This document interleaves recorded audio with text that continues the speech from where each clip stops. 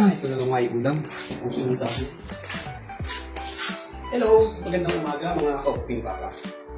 Meron akong puso ng saging. Isang maliit na puso ng saging.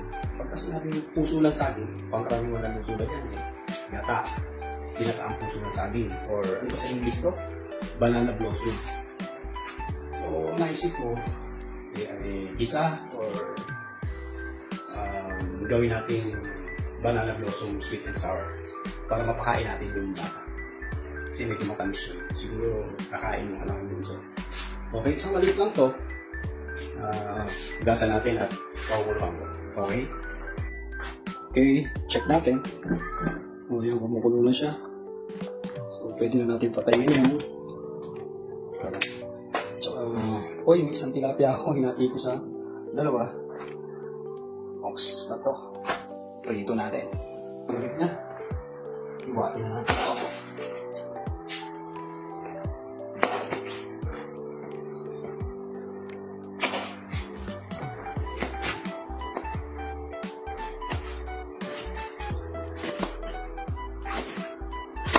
Ito pa na.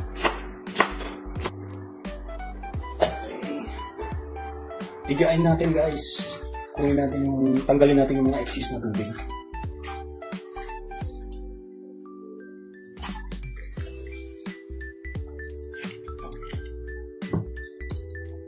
Siya pala, yung inano ko nito, yung tinanggal ko yung mga matigas na ano, hanggang sa makuha niya na yung pinakamalambot na part ng puso ng saging. Okay. Yan. Iniwa ko na siya ng maliliit, tapos napigaan ko na siya. Ngayon maghiwa na tayo ng mga kailangan niyang ingredients. Uy! Sibuyas, black pepper, siling pare.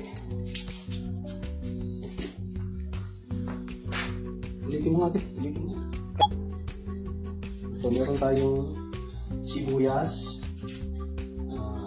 red bell pepper. Kung meron kayong green, samahan nyo ng green para mas maganda yung kulay. Kahit ano pa yan. Itong ulam na to, napapanahon dahil diba sabi, mahal na araw, bawal tayo kumain ng karne.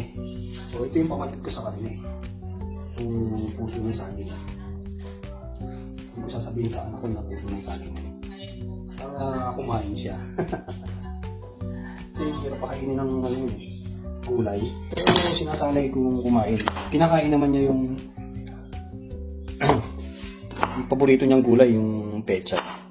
Ito guys, nagtira ako nito pang lagay natin yung buo. Tapos magagawa tayo ng uli. Ito yung halo natin sa dun sa pinaka of patty or ano. Ito nga pala, pwede itong gawing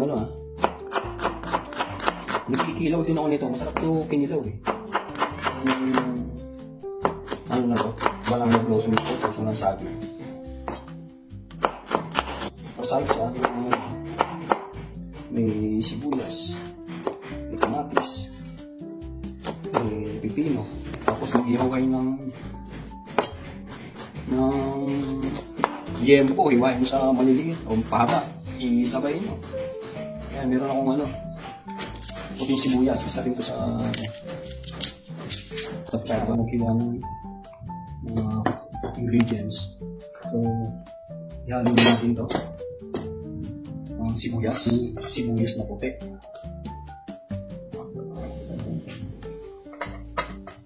Bawang. Ayan, itong duruhin. Okay. Tapos, sa salsa niya, ito yung meron tayong bell pepper, luya, sibuyas na yung Bombay, kung tawagin. Tapos sibuyas Tagalog, yung puti. Lagyan natin ngayon itlog.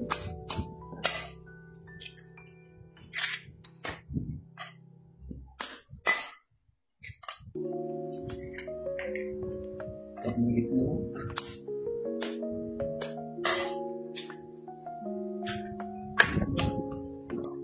mix. Ito yung magsisilbing binder ng ating bola-bolang puso ng saging. Tapos maglagay tayo ng konting all-purpose.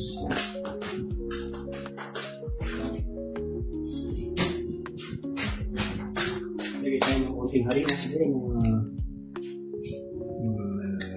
sa kalahating kutsara. Pwede.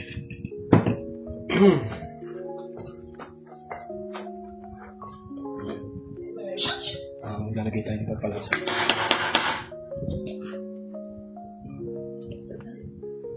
Lagyan natin ng garlic powder.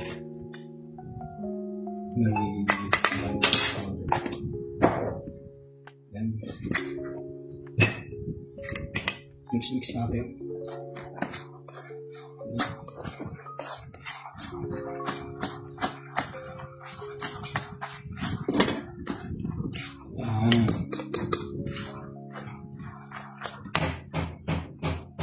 Pipituhin lang natin. Hintayin natin kuminit. Yan, pwede na tayo prito.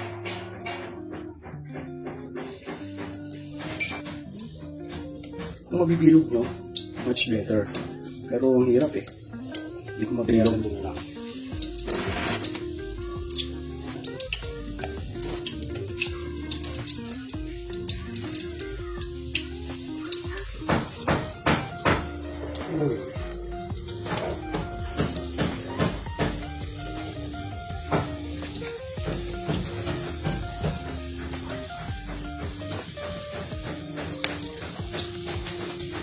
Guys, tapos na, naprito ko na. Ngayon naman, yung sauce naman ng ating lulutuin. Okay? Dalagay lang tayo ng tubig. Ay, wala akong tubig. Tubig tayo ng suka. Okay.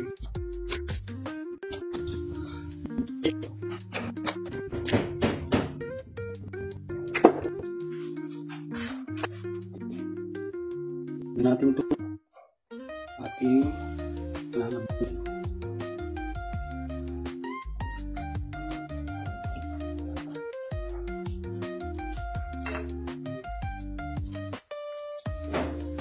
Paggawa. Tapos ang ating luya. Sabayan natin bell pepper, sibuyas na. Tapos, tayong cornstarch. Yan.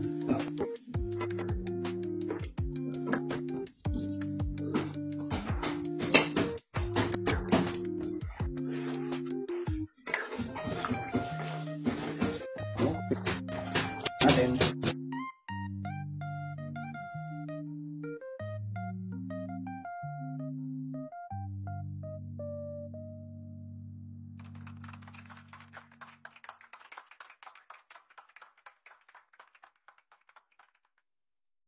Guys, luto na yung sweet and sour banana blossom. Kung nagustuhan niyo po ang aking nilutong sweet and sour banana blossom, pag-like, para sa lahat, kaya tayo. Guys.